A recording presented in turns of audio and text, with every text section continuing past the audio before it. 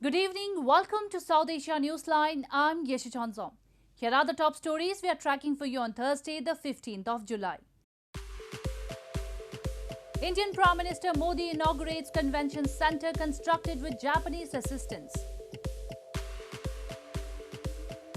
Taliban offered 3-month ceasefire in return for prisoner release.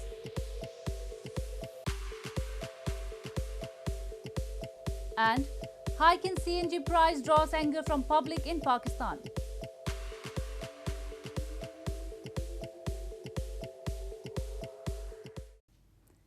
And now for all the details. Indian Prime Minister Narendra Modi on Thursday inaugurated Rudraksh, an international convention center in northern Varanasi city, constructed with Japanese assistance. He said a new chapter has been written on ties between the two countries. Indian Prime Minister Narendra Modi on Thursday inaugurated Rudraksh, an international convention center in northern Varanasi city, constructed with assistance from the Japanese International Cooperation Agency. The foundation stone of Rudraksh was laid by former Prime Minister of Japan Shinzo Abe in 2015 with the vision of providing a platform for cultural and social interactions. Modi said a new chapter has been written on development and bilateral relations between India and Japan. The two-story center can accommodate 1,200 people and will be used for exhibitions, international conventions and even concerts. ये भव्य इमारत काशी की शोभा बढ़ा रही है। इस इमारत में आधुनिकता की चमक भी है और सांस्कृतिक आभा भी है। इसमें भारत जापान रिश्तों का कनेक्ट भी है और भविष्य के लिए अनेकों संभावनाओं का स्कोप भी है। Earlier in the day, PM Modi also inaugurated multiple development projects worth over $202 million related to health, education and tourism in Varanasi, his parliamentary constituency. The various public projects include a 100-bed maternal and child health wing, ro-ro vessel for tourism development on River Ganges and a 3-lane flyover bridge. Amid increased threats from terrorists, the Indian Army has deployed high-tech surveillance system near border areas in northern Jammu and Kashmir territory to thwart any attempts. This comes as drones laden with explosives were used for an attack last month at the Indian Air Force station in Jammu, suspected to be a militant attack from across the border.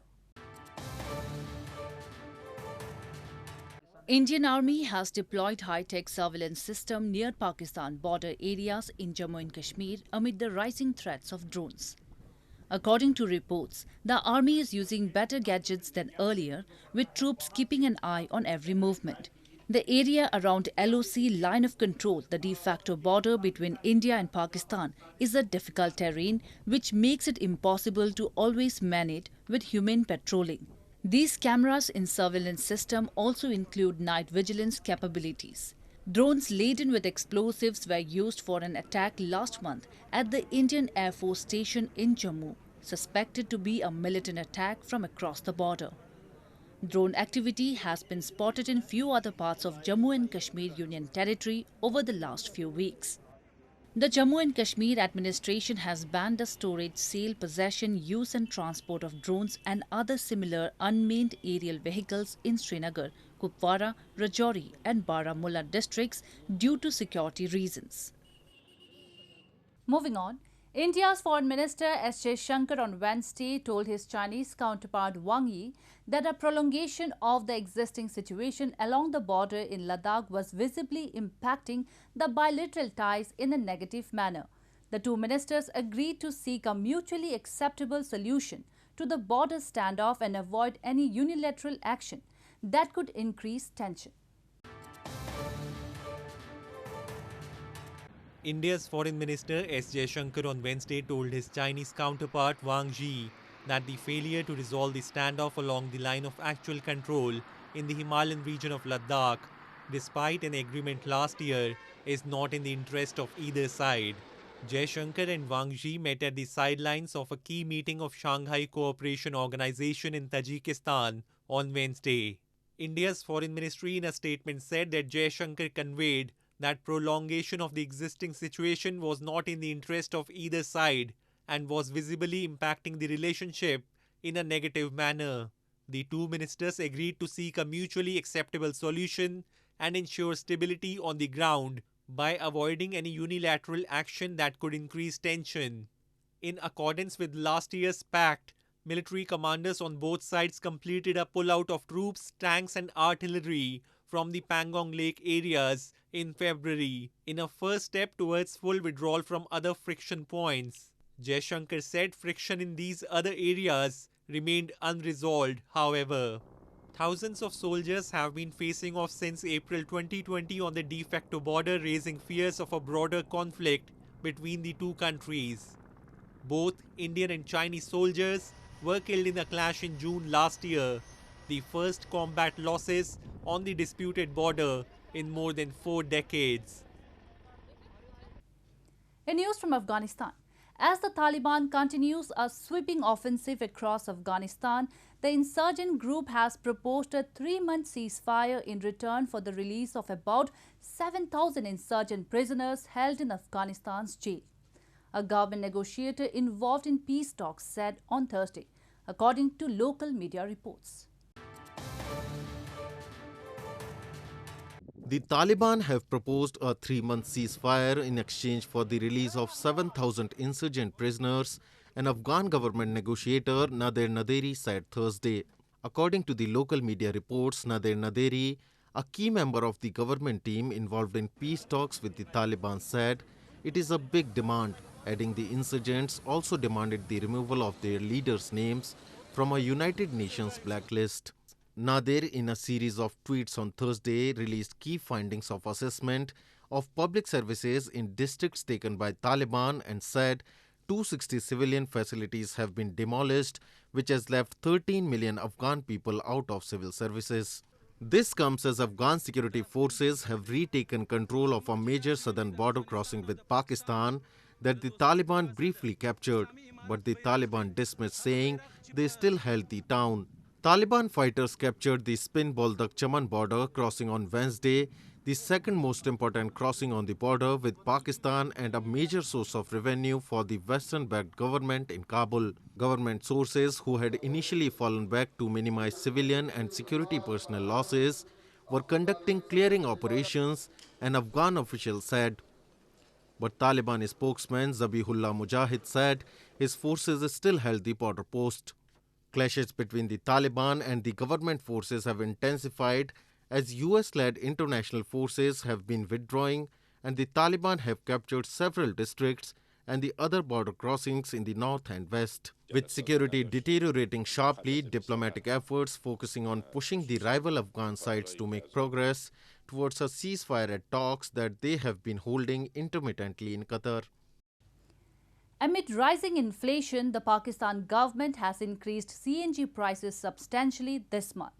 Locals in Karachi city have expressed anguish over the move, blaming Pakistan Prime Minister Imran Khan-led government's ill-planned policies for ongoing economic crisis.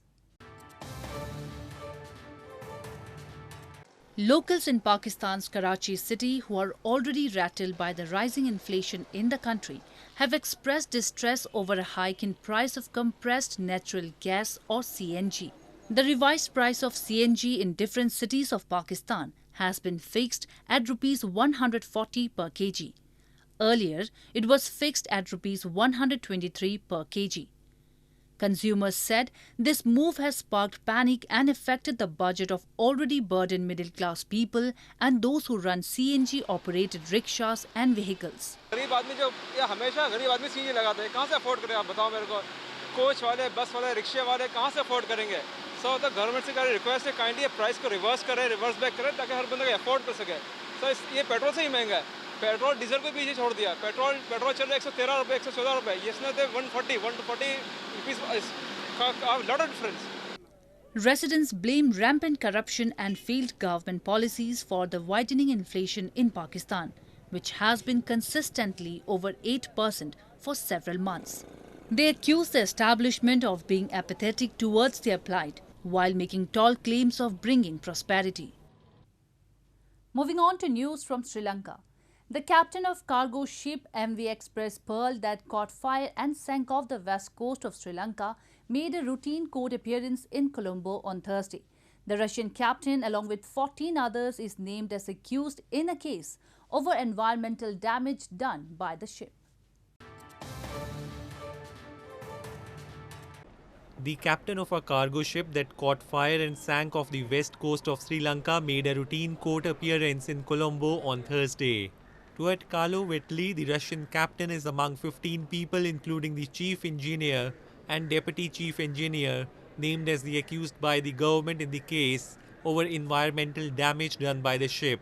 Whitley had previously been released on bail and banned from leaving the country.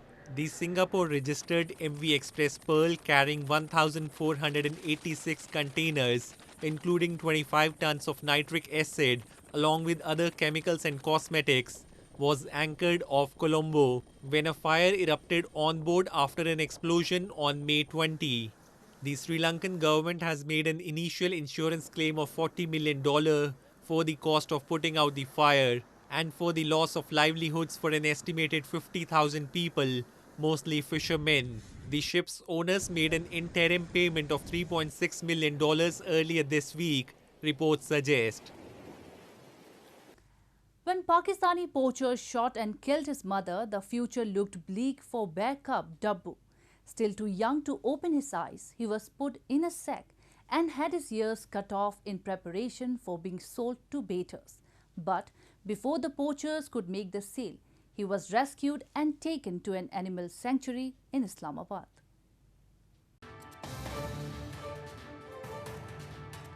Staff at Pakistan's Islamabad Wildlife Management Board (IWMB) reckon Dabbu is a now happy bear cub, judging from his glossy coat and antics. He's filled out nicely and is a far cry from when the orphan was brought to them, scrawny with an ear infection and suffering from scabies. The poachers had planned to sell him on to use in bear baiting, a blood sport in which dogs are set onto a bear, chained to stake, and 2-month-old Dabbu's ears had been cut. He hadn't even opened his eyes as yet. He was still a little baby bear cub, and they brought him to Rawalpindi. And so these animal lovers, and the story became viral later on because they uploaded some of the images onto TikTok. Handlers are now preparing to release the cub back into the wild, teaching him how to find food in the wild by scattering fruit around trees and shrubs. Release हमने इसकी जो इसका habitat है वहाँ पे जाके हमने इसको रिलीज़ करना है। वहाँ पे हम ये नहीं है कि इसको रिलीज़ करके वापस आ जाएं। हमने देखना है, इसको लुक आफ्टर करना है, इसको मॉनिटर करना है कि ये वहाँ पे सरवाइव कर सकता है नहीं। उसके अलावा इनको चिप्स लगाई जाती हैं कि इसको मॉनिटर इसका सारा हमारे पास रिकॉर्ड आता रहे। Handlers hope to let Dabbu go when he is a year old, after they are confident he can fend for himself in his natural habitat. Well, that's the way it was in South Asia this evening. Before we conclude the top stories once again. Indian Prime Minister Modi inaugurates convention center constructed with Japanese assistance. Taliban offered 3-month ceasefire in return for prisoner release.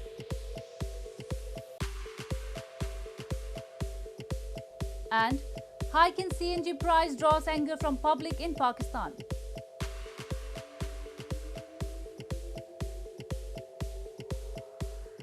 Now viewers can watch the show on SouthAsiaNewsline.com. You can also visit us on Facebook.com/AsAsiaNewsline and follow us on Twitter @AsAsiaNewsline. That's all in tonight's edition. We will see you same time tomorrow. Good night.